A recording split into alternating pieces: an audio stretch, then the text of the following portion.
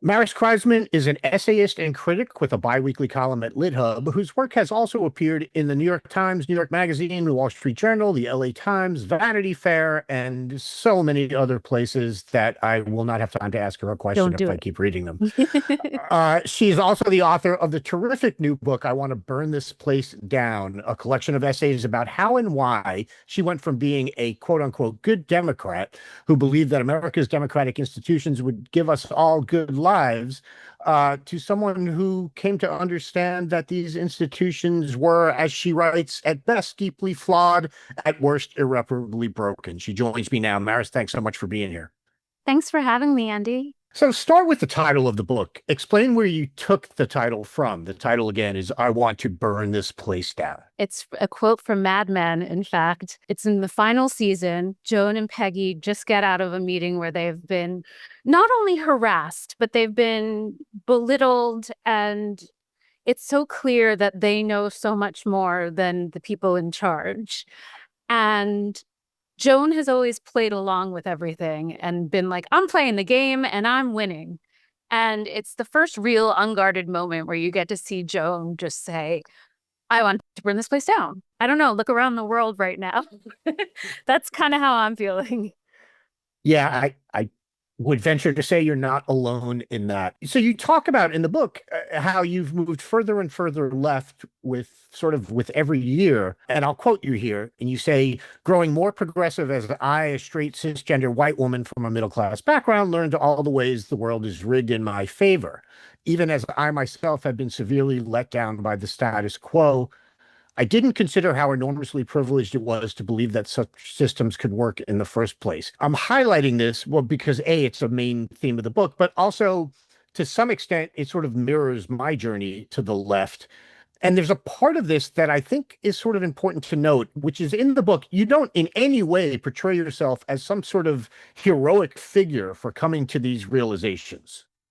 No, it's personal essays because I wanted it to be about my own experiences. I don't claim to be a hero. I don't claim to be Yeah. an expert. It's just I'm a regular American and this is how I'm feeling. And maybe you are too. Yeah, and I really appreciated that. There's an early essay in the book called Neoliberalism and Me, and Bill Clinton looms large over it. Why is that? Okay, so I was 14 in 1992, and my parents took me to the night before his election, a rally at the Meadowlands in New Jersey.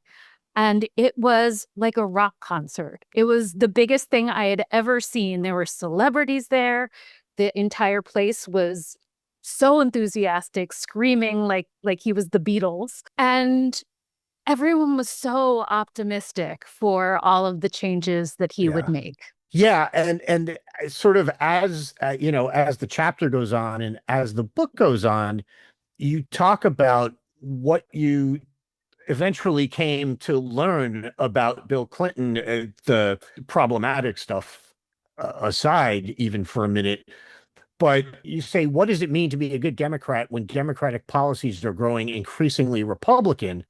And you are basically saying a lot of that traces back to Bill Clinton and Yeah. Clintonomics, really. Yeah, yeah. And I think, he had this line about how you could do well by doing good, as if making money was ever Right. going to be a purely altruistic thing. And I think he had so much faith in our corporate institutions that even as a young girl, I kind of already knew we're not maybe the most trustworthy. Yeah. And it really does feel like Clintonomics that was sort of the beginning of maybe the whole VC slash private equity capture of our economy, as you talk about as the book goes on. Yeah, and the 2008 crisis still looms over. I mean, that was the first time I'd ever really felt I lost my job, and all of these people who were involved in subprime mortgages were the people who I went to college with who were really, really successful, and they got these big important jobs at banks. And that's where they led us. Yeah, for sure. And again, I think you do a good job of sort of, I don't want to make the book sound like it's some academic tome, but you do a good job sort of tracing how Bill Clinton and all the things the Democratic Party stood for under him kind of helped lead us in that direction. There's something that I've been saying for years now that basically, if you don't end up radicalized by interactions with the American healthcare system, I don't understand you at all. And you have certainly had more than your share of those interactions, haven't you? Yeah, I've had type 1 diabetes since I was 9 years old.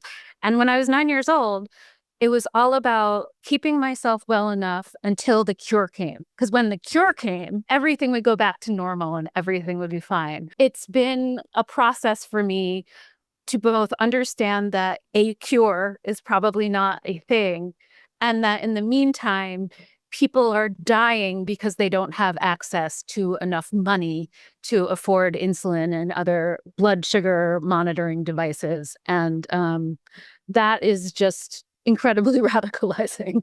I'm pissed. Yeah, for sure. And I mean, look, I don't want to make this about me, but I've been dealing with the healthcare system for like the last 4 or 5 years in a big way. And it just, every interaction drives me, I think, further and further to the left. And it's unreal that what we are expected to put up with. Yeah, and I think that was part of growing up, was the idea that I was going to get a corporate job because I needed a job that would pay for my health insurance, and that was the thing that you did. And that's how the world worked. And America had private health insurance and we were doing just fine. And so it's been kind of incredible to come to see that there are so many different things that are broken about it. Yeah, I mean, look, if you have to marry a comedian to get healthcare, something is deeply wrong with the system. Exactly. I will say at the time he was working in TV, and at the I know, time we thought TV would be the thing right? that would survive when books and media Yeah. collapsed. Yeah. Gotta laugh. There's something else that you wrote about healthcare that maybe isn't necessarily political, but I thought it was really interesting. You write of when you were first diagnosed with type 1 diabetes. You said back then there was no way for us to know what I know now, that whenever a doctor makes a diagnosis of a chronic illness, the patient should automatically and immediately get a referral to a psychiatrist. Talk about why this is so important. I think that I was brought up with the idea that I was a fighter, and you're supposed to fight your illness, and you're supposed to not let it get the best of you, and always have a smile on your face. And just admitting that if you have a disease that you have to think about every second of every day, you will be impacted, not just physically. Knowing diabetics now, later in life, like we're all taking, a little Prozac or a little something, and Sure. I think we're better for it. Well, you write about one incident in your life that I forget what the phrase is, but you basically almost like died in your sleep, Dead in bed. dead in bed.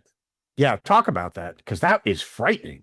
It's so frightening, and I didn't know to be afraid of it as a kid. My dad knew. My dad knew to be afraid of it, to the point where when I lived alone, he wanted to hear from me every single morning to make sure I woke up. But what happens is, with diabetes, the quickest way people die is when your blood sugar gets very, very low in the Low. middle of the night and you don't wake up. And I am so lucky that I survived, but I've had a few close calls. I think when we think about diabetes, it's like a long-term kind of problem. It's Right. like, you'll have to deal with the consequences later, which you will. But also there's this immediate danger. Yeah, I mean, it was just harrowing to read about that, and it was something that I was not aware of. Well, I want to shift gears a little bit. There's a chapter in the book called "Propaganda and Me." I think it was excerpted by was the Rolling Stone. Yes. In case we have viewers or listeners who don't know, explain what propaganda is. Propaganda is media of any sort, whether it's like the TV shows you watch at night or if it's the evening news, that make cops seem heroic, that make cops seem like they are the good guys, capital G's. Right. And talk about how propaganda affected you, someone who grew up in the suburbs, When you decided to move to New York City in, I think it was 2000? 2000. Yeah. It's so funny, Andy, because we're having this conversation now about people saying that the subway is unsafe in New York City and that it's a dangerous place to be. And that's what I was told in the year 2000 when I moved to New York. And I was taught to have my guard up and I was taught to carry my keys in a certain way and, perhaps invest in pepper spray. And what I learned just through living here for so many years and experiencing the world and talking to people is that it is not nearly as scary as the news would have you believe. Even though we know that propaganda is maybe not a great thing, I think still portraying cities as evil, dangerous places is still a huge, huge problem. Yeah, for sure. And it's so interesting the way you wrote about this, because I always think of propaganda not from that perspective, but just from what you said at the start, where it basically lionizes law enforcement and makes law enforcement, seem as the only thing standing between us and, anarchic destruction. Mhm. And I never really thought too deeply about it, that in order to do that, you have to oversell how bad things are. Because otherwise, if things aren't that bad, then the cops aren't as heroic or quote unquote necessary as they would be.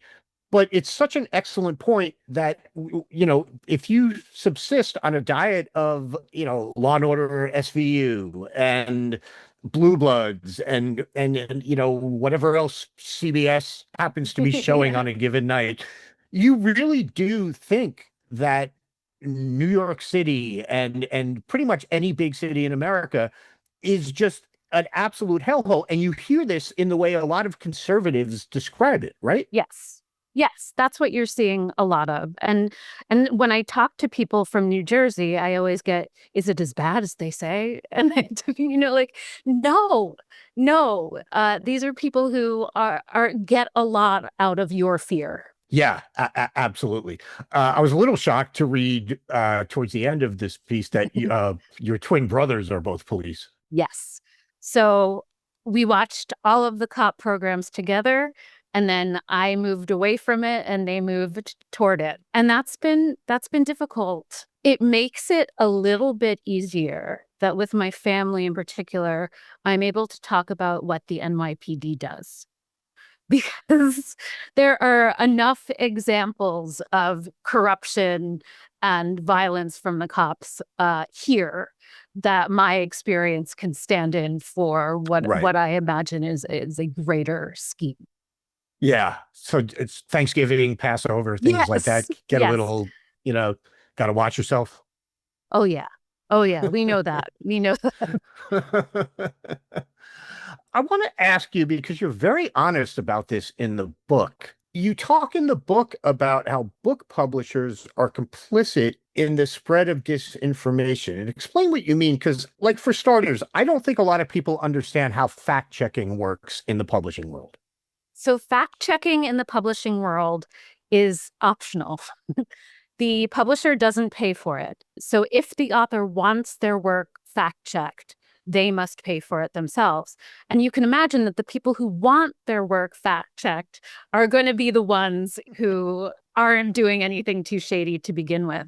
And Right. so for so long, I thought that the word nonfiction meant true. It's really just a marketing term. Nonfiction is something that the author avers to be true. And that allows a lot of people to say a lot of different things. There's a legal read, and that's supposed to be the thing that covers the publisher's asses. It's incredible what gets through. I'm friends with enough authors. I remember the first time I learned that publishing houses didn't pay for fact checking, I was stunned.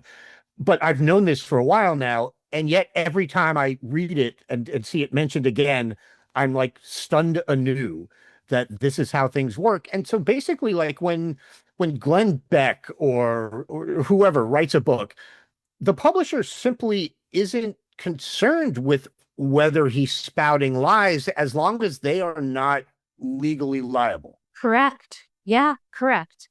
They say that the author is the quote unquote expert. And so they are covered as long as they believe that the author is acting in good faith. Right. It's amazing. It's So, amazing. so 2016 comes and goes. Trump is elected. A little later, COVID hits. Roe v. Wade is overturned. More and more libraries are banning books. But there's also things like the Black Lives Matter movement. And corporations, which included publishing houses, give the appearance of solidarity. They say the right things about equality. They talk about commitment to diversity initiatives, things like that. We're kind of finding out now, if we didn't already suspect it, just how shallow those supposed commitments were, aren't we? Yeah, yeah. You would think that book publishing is particularly the kind of industry where people working inside would be a little more devoted to trying to do a good job. And I do think that the individual people who work at publishers on the ground probably are. I'm not sure that their corporate overlords see it exactly the same way. And that's why I'm always concerned when I hear people say that reading makes you more empathetic, because there have been so many book lists about understanding a different experience than you. And you can't just read it and cross it off your list and say, oh, now I understand and I am a better person for it. Right. So many of these initiatives and all these things that these companies said that they were going to do. And then you just sit there and you watch the minute Trump is reelected, you watch how quickly they're like, oh, well, okay, I guess we're done with that. And it's just, how do you handle that? I personally handle it by talking about books I love all the time. And I You do tried, that. yes. And I try to read a very diverse group of books, which means not just racially, but by topic and by fiction and nonfiction and age and gender. And recommending books is how I make peace with the world for the most part. Well, we all appreciate that you do it. I know I have certainly read several books because you pointed them out either at LitHub or even on Blue Sky or whatever. So I'm glad you're out there doing that. And the book is I Want to Burn This Place Down. It's out today. It's a fantastic collection of essays. And Maris, thank you so much for taking the time to talk to me about it for a little bit. Andy, thanks for the great questions.